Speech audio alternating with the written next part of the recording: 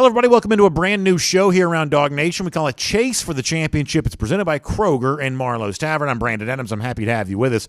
Also happy to get ready to speak in just a moment to John Stinchcomb, who's going to join us as my co-host for this. And over the course of our next few minutes together, we're going to talk about the recent release of the College Football Playoff Top 25, the second week of that. I think there's some key takeaways that Georgia fans ought to be paying attention to, and also those of us who are college football fans, just fun to think about how the rest of the college football playoff conversation is going to take shape here in the days to come. Also, before we're done, going to highlight a couple of big-time events taking place around Dog Nation as we continue on this road, chase for the championship, before it's all said and done in Atlanta come December, and then hopefully a trip to Indianapolis for a national championship as the calendar turns to January there as well. So now for more on that, let's say hello to John Stinchcomb, the great former Georgia All-American, terrific analyst, breaking things down here around Dog Nation as he does so well. And John, you know, these are the kinds of conversations at the beginning of the year I think we thought we'd probably have. Hey, how is Georgia positioned in the college football playoff rankings, and what does it look like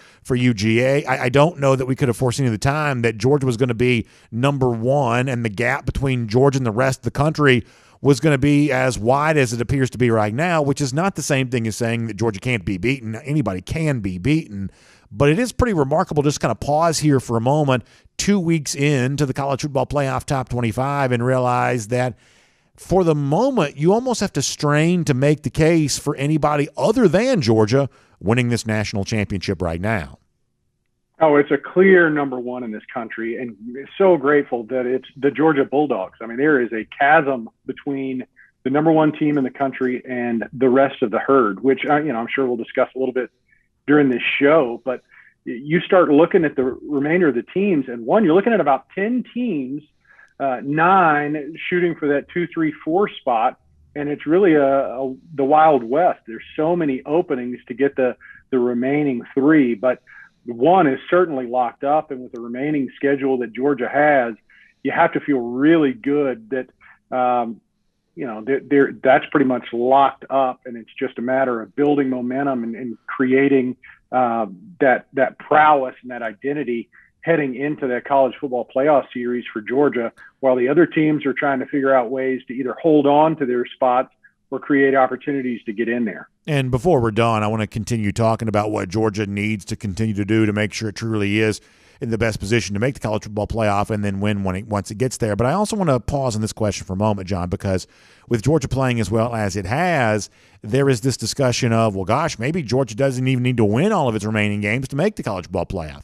Maybe if it were to get tripped up in the SEC championship, it could maybe still make the college football playoff as a one-loss team. It could lose in the SEC championship game and not have its playoff chances come to an end because of that. And this is the point that I think we need to make going into today's show, that if you're a Georgia fan thinking about that possibility, I think you still need to be pretty careful, and I want to kind of try to lay out my case as to why. I think one of the things that you have to be on guard for when it comes to the College Football Playoff Selection Committee is this body's willingness to just toss logic aside when they want to, and to seemingly embrace logic in other times and be fairly inconsistent without much apology as to why. And look at this week's rankings as a for instance on this. The most controversial thing that came down from the committee this past week was the fact that Michigan was rated ahead of Michigan State, despite the fact that just 2 weeks ago, Michigan State beat Michigan on the field. And yet here we are 2 weeks later, and suddenly that head-to-head result doesn't seem to matter quite so much for the committee anymore. Gary Barta is the playoff selection committee chairman. He's made the rounds this week, including stopping by on ESPN radio to try to explain just how it is that the head-to-head result for Sparty against Michigan has already seemed to fizzle to the point that the Wolverines overtook Michigan State to be ranked ahead of them again this past week. This is what Gary Barta, the playoff selection committee chairman, said about that with ESPN this week. During that debate last week, even though Michigan State had beaten Michigan head-to-head, I can tell you there was a lot of discussion about Michigan despite that, and ultimately that did win out last week, but despite that, discussion about Michigan being a more complete team. The fact that Michigan in just about every category, offensively, defensively, strength of schedule, Michigan appears to be, and when you watch them, appears to be a better team. That said, they beat them head-to-head. They were undefeated. Michigan had one loss, that loss. And so last week, the committee put Michigan State ahead of Michigan. When we got back this week and we started over and we went through those teams, the committee were looking for someone to rise above in that grouping, for someone to differentiate themselves. And other than Georgia, everybody won, but they didn't do it convincingly enough to move to reshuffle the deck. So I think the phrase that Barta used there that got a lot of attention from a lot of people was that Michigan was the more complete team. And it very well might be. There's no argument that it isn't. You can make a case, statistically speaking, strength of schedule, everything else, that Michigan has just been a better team than Michigan State, but the results still happen. And in this particular case, the committee says, yeah, but we're not that interested in the head-to-head here. We're more interested in the complete team. The more complete team. Yeah, in the same rankings, just a couple spots ahead of that, you have Oregon ahead of Ohio State. Can anybody say that for a full season Oregon's been more complete than Ohio State? The Ducks ahead of the Buckeyes would seem to be done on the basis of the head-to-head result there. Oregon obviously beat Ohio State back in the month of September. So, John, here's the inconsistency that folks seem to notice, that head-to-head clearly matters for Oregon against Ohio State, even though the Buckeyes have probably been the better team for the totality of the season, yet head-to-head doesn't matter for Michigan and Michigan State when these two teams played just 2 weeks ago. And that's an inconsistency that certainly gets my attention, and I think it ought to get Georgia fans' attention. But before we get more into the Georgia part of this, let me just start with kind of the basic premise here. Do you see incongruent logic in Oregon being ahead of Ohio State, but Michigan State not being ahead of Michigan? Well, I think the metric gets shifted, right? I mean, the calculation of head-to-head versus strength of schedule and undefeated and where they're at. I always feel like each team is looked at with a different scale. Like if we're going to weight the head-to-head, well, obviously it's counting more in favor for Oregon than it is for Michigan State. I mean, if there's someone looking at numbers, I mean, for Michigan and Michigan State alone, Michigan's numbers look much better. They got the number 6 defense, the number 25 offense. They've only turned the ball over 7 times. That looks really good on paper. Whereas Michigan State on paper, their defense is allowing 440 plus yards, and their defense is ranked, like 114th. So on paper, Michigan's the better team, but we played that game, and Michigan State won that game. So, obviously that doesn't get weighed out 2 weeks removed from that sort of win. But yet, like you said, the Oregon-Ohio State game, which was played early on, and quite honestly is the only feather in the cap of Oregon, other than being undefeated up to this point, is that one big win against Ohio State. They're not even undefeated. They lost to Stanford. That's right. So that big win for Ohio State against Ohio State is really their only feather in the cap up to this point. And you're right, there is an incongruency that it feels like some topics are weighted differently depending on which team you're looking at. So here's just my basic feeling about the entire thing. I do think head-to-head results should matter. Otherwise, why do you even play the games to begin with? However, I only believe that head-to-head results matter to a point.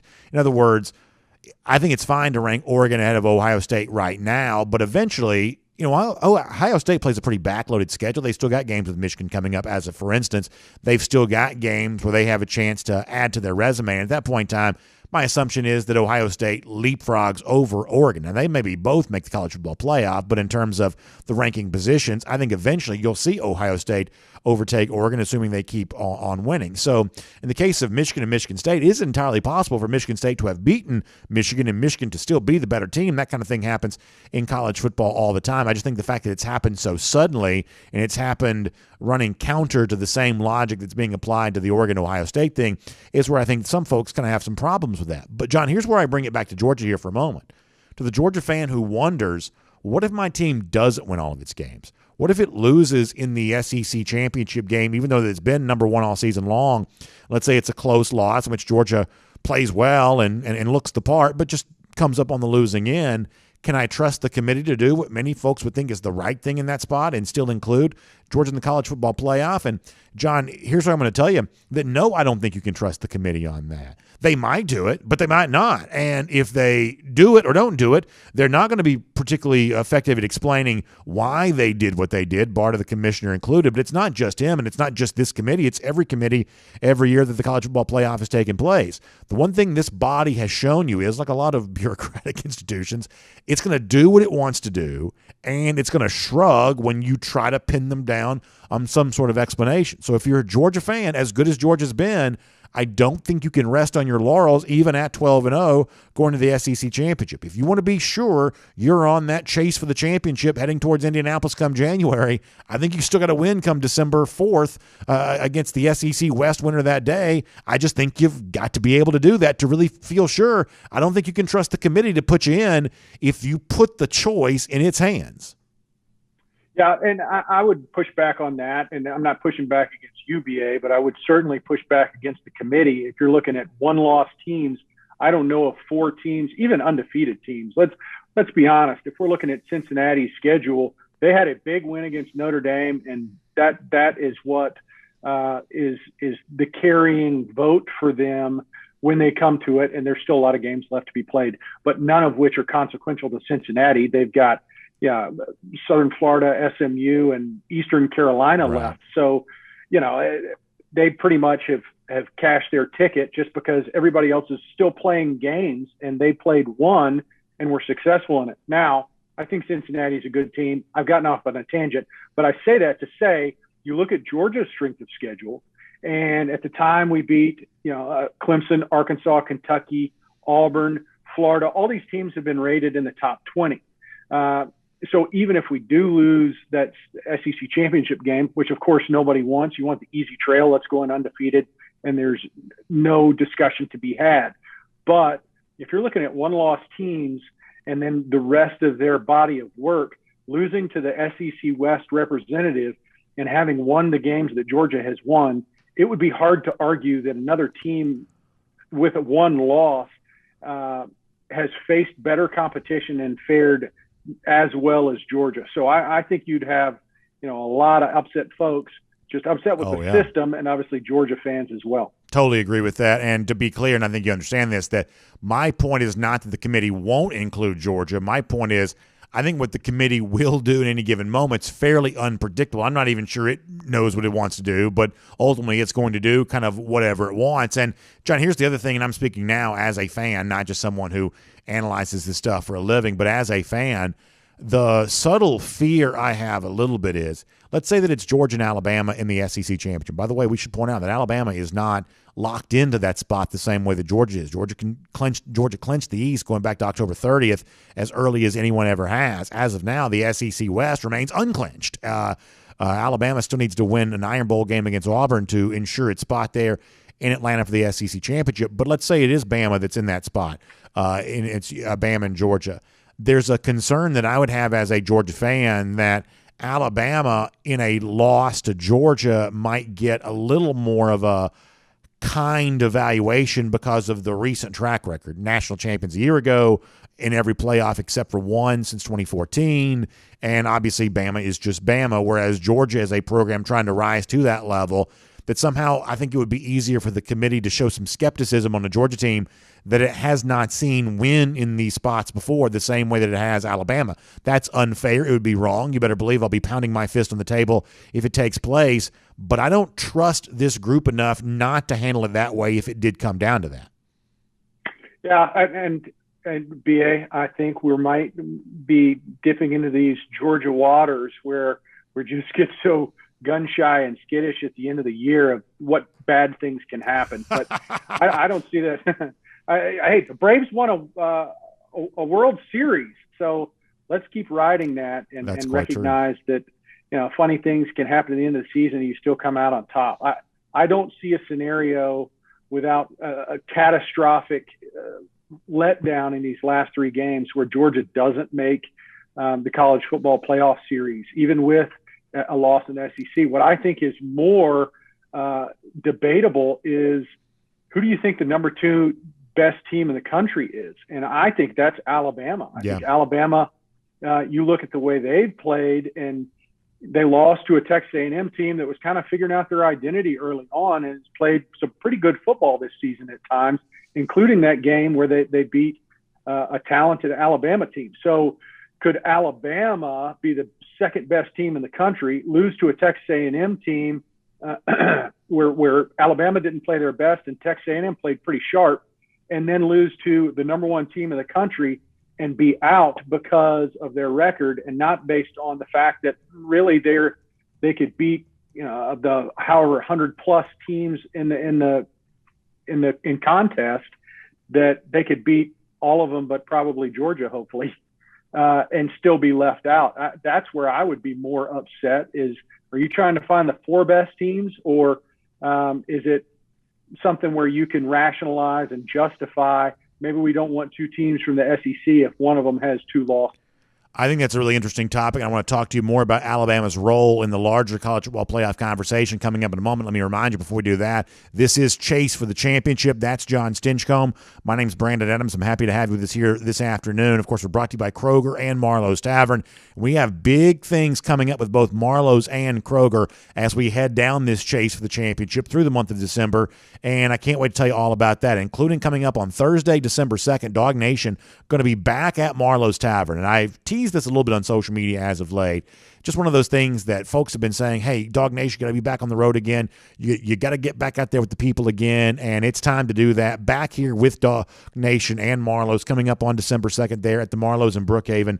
That is going to be an incredible time. Throwing it back to years ago when we did so many of these great events at Marlowe's Taverns leading up to the big games, and coming up on December 2nd, Dog Nation on hand again. It's a live broadcast. It'll be a get-together, a meet and greet, a Q&A where we talk about everything that needs to happen for Georgia to be on this chase for the championship, and a great chance to enjoy some chef-inspired food, and really a wonderful evening there at Marlowe's Tavern in Brookhaven on Thursday, December 2nd. I'm happy to announce that Dog Nation's coming back to the Marlowe's in Brookhaven. Can't wait for that. Of course, not to be outdone by that. By the way, I should tell you, that's all going to get going there at 6 p.m. But, of course, get there early so you can be good seat and enjoy everything else. But 6 p.m. we'll get rolling there on that night. And then the following Saturday, the day of the game, how about a big chase for the championship tailgate with our friends at Kroger, also partnering with the Home Depot backyard. That means we're right there next to the stadium at Mercedes-Benz Stadium there that day.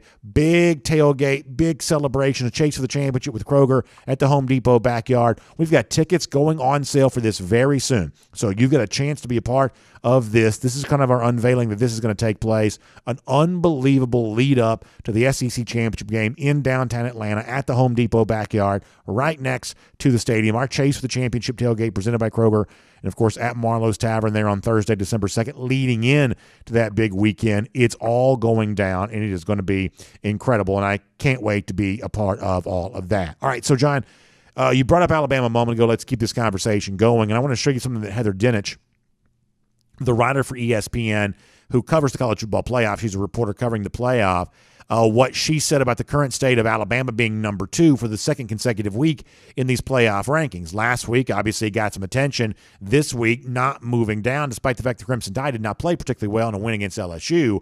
What Dinich says this week on the TV program Get Up on ESPN, that if Alabama didn't drop after that performance against LSU last week, it's clear the committee loves Alabama. She goes on to say, so if they play a close game, and then she kind of lost her train of thought a little bit, but basically alluding to what happens if it's a close, historic, down to the wire, magical type game against Georgia in the SEC championship. Even if Georgia wins the game against Alabama, Heather seems to suggest if the circumstances were to fall right, that Bama could still make the playoff as a 2-loss team if the loss to Georgia in the SEC championship was close enough. John, we heard some of your thoughts on Alabama a moment ago. First of all, let me say this. I agree with your take that I do think Alabama's the second best team in the country right now.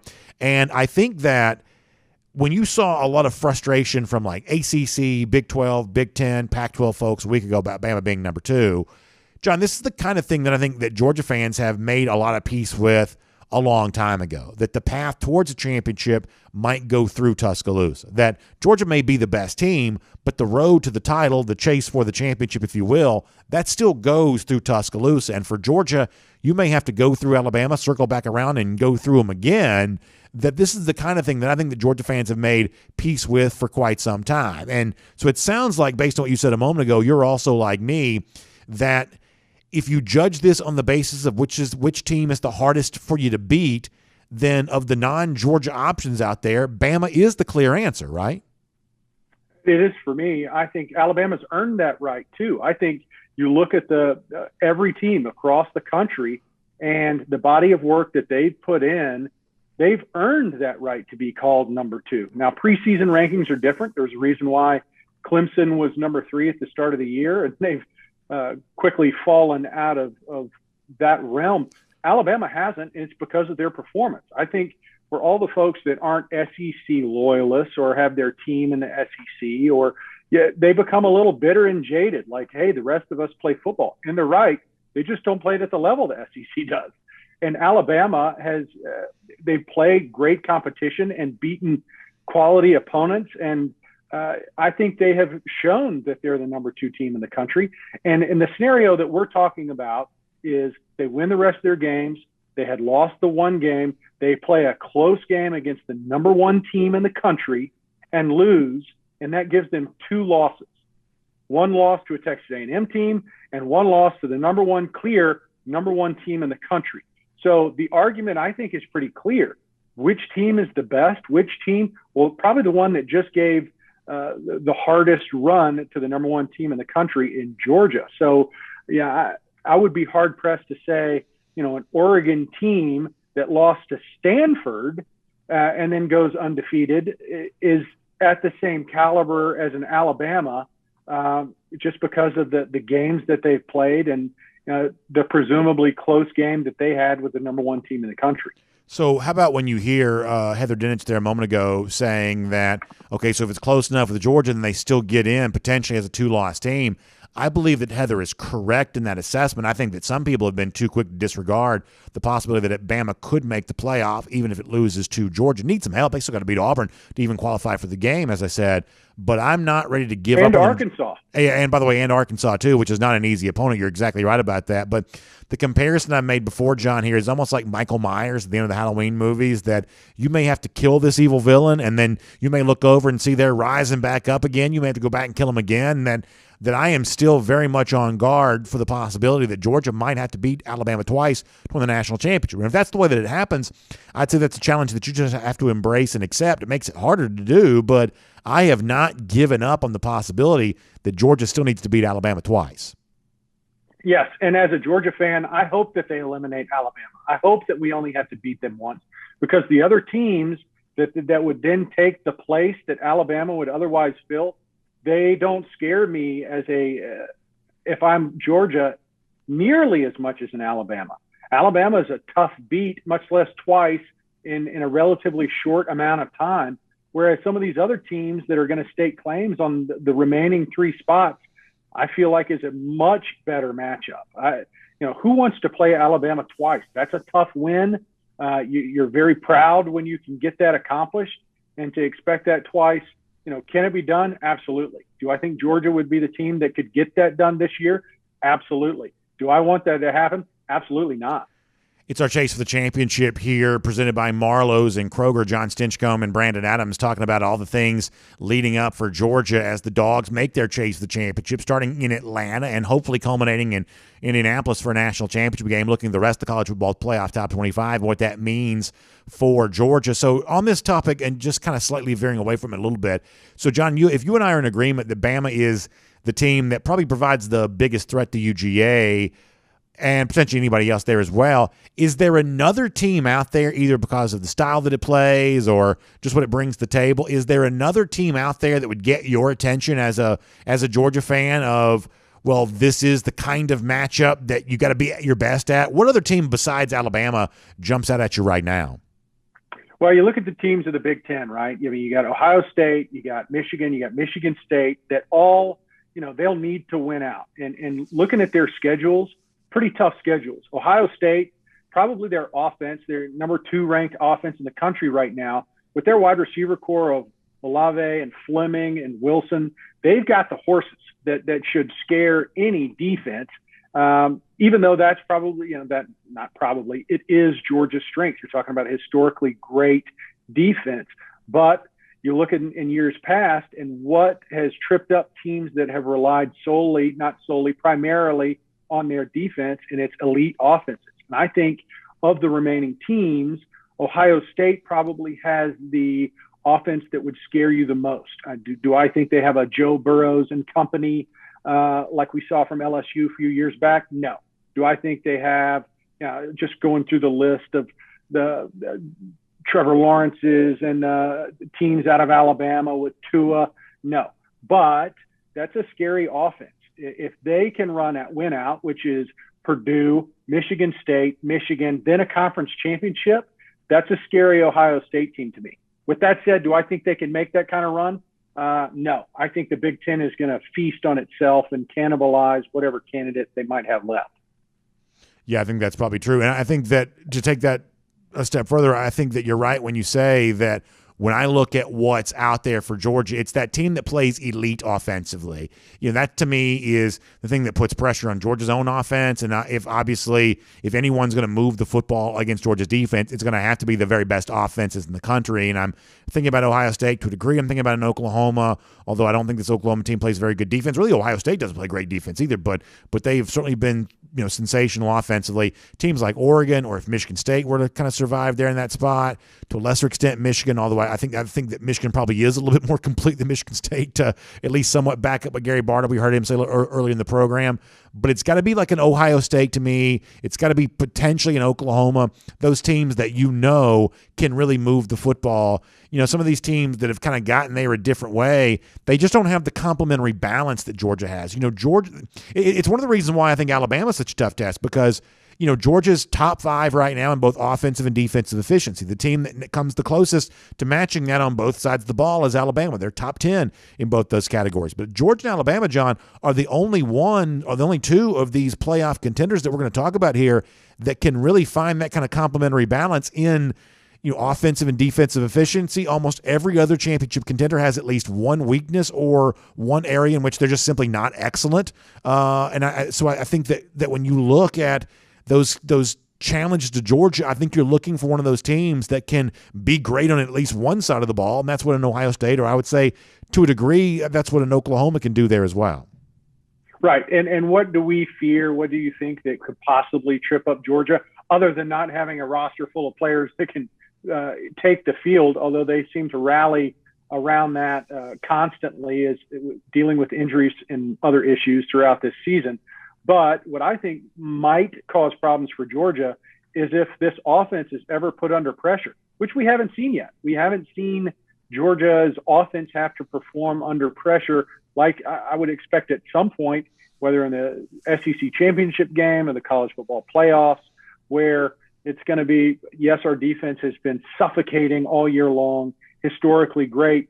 What about that game where they've let a couple sneak through, or at special teams, or there was some sort of pressures now on the offense? How do you step up? Well, Alabama's the most complete team.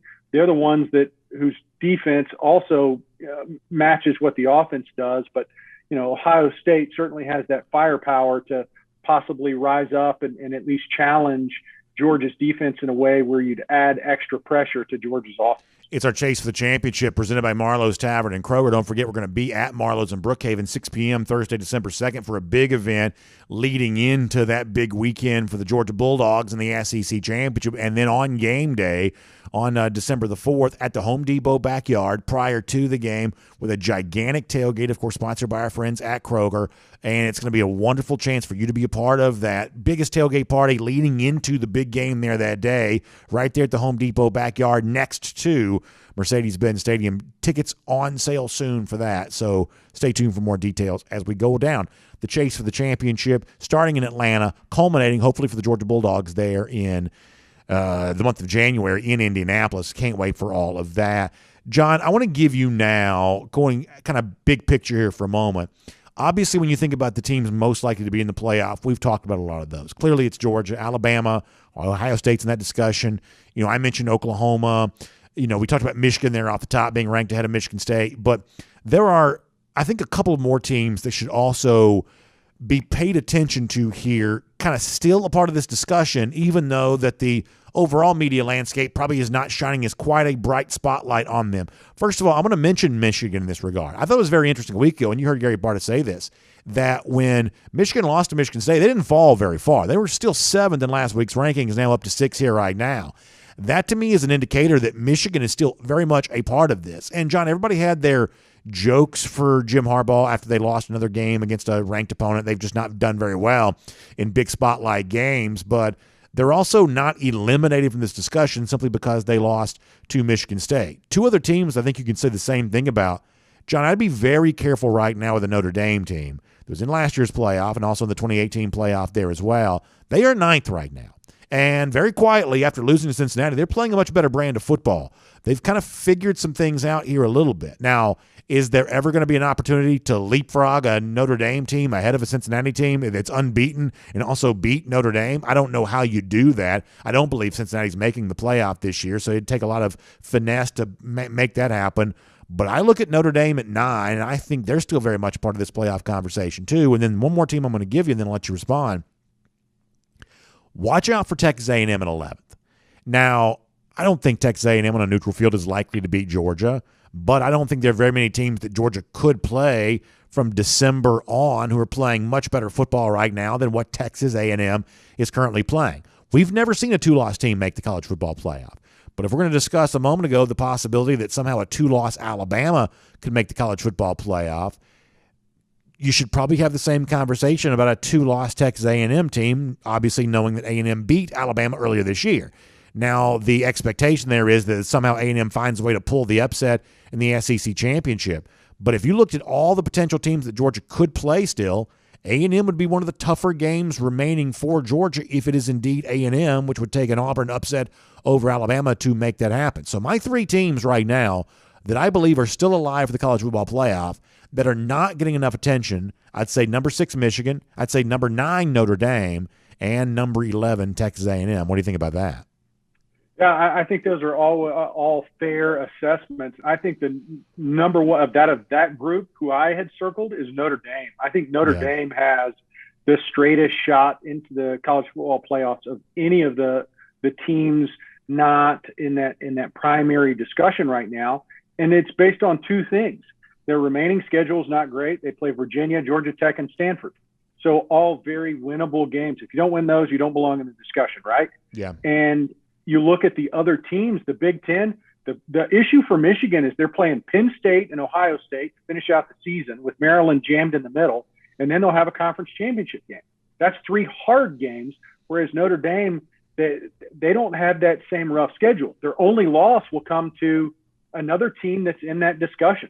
Cincinnati probably won't lose another game looking at the remainder of their schedule, so they'll go undefeated. So when you're making that case for Notre Dame, you lost to an undefeated team, you've won every other game, and you finished the season on a high note and already in that top 10. I think all the other teams that are in discussion, they have a much harder slate. Yeah, Cincinnati, Oregon, Notre Dame are the 3 teams that stick out to me that are going to be in the discussion, not because of great team performance or they have the best teams, but it's going to be because of their record at the end of the season and the fact that everyone else in the discussion has a lot of really tough games left to play, Texas A&M included. But if you're going Michigan, Michigan State, Ohio State, you look at the remaining games for them, it's going to be tough. If Texas A&M finds a way to win the remainder, win the SEC championship, then obviously they would earn that opportunity to be in that discussion, and I think should be recognized in that top 4 because you would have beaten Alabama, and then in this scenario, either most likely beaten Georgia in the SEC championship game. That's quite the resume.